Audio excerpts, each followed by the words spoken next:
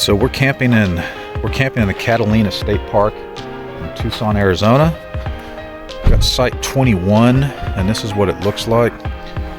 So we're gonna break camp a day early because there's supposed to be a cold front blowing. You can see the clouds starting to build to the north, and we don't want to deal with the rain because we have to get up early tomorrow to leave anyway, and I don't want to pack up a wet tent because this is our last camping on this trip before we're home for a while.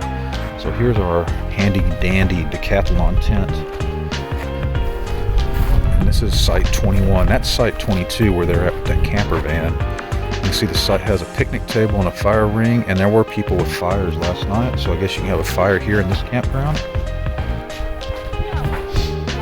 Overall, the camping experience here wasn't bad. However, a couple of things I want to point out. This is the Ringtail Overflow, and it's actually got designated tent camping, like this site, and then back in there behind those trees, you can see people have tents thrown up back there. So what this basically is a big, like, sand gravel parking lot, and they call it the Overflow because Loop A and Loop B are basically full hookup RV sites. We camped in Loop A last year for one night because it was all that was available, and we did not like the bathroom, but it was doable for a tent. There's my kids over there playing. But this is not a bad setup if you can get one of these sites that's kind of in the back here, because that gets you away from all the vehicle traffic. And a lot of these people, they back in. And the problem with our site 21, is that we had rigs backed in right there, and every time they started up their vehicles and left, they would shine their lights on our campsite. Plus, a lot of these guys run their generators, even though we have 8 p.m. to 8 a.m. Quiet time, and nobody really violated that, but there were people getting up kind of early and starting their vehicles and letting them idle because it was really cold. We had ice on the tent this morning, it was so cold.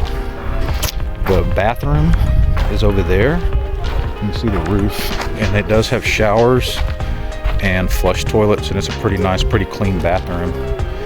So if you're coming to Catalina and you have to stay in the Overflow, or if you're tent camping and come back to this area, then I would not stay in 21 or 22.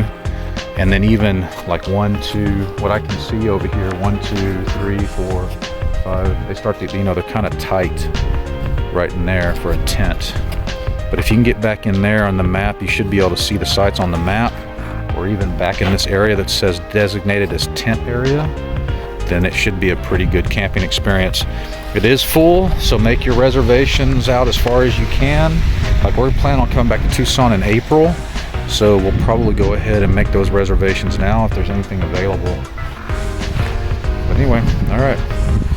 Not a bad campground, not a bad park. We haven't done much in the actual park on 2 of our trips because we're still doing a lot of stuff in the city. We did the Pima Air and Space Museum today, which was an all-day thing. We've done the Titan Missile Museum. We've explored Tucson proper, and then of course Saguaro National Park.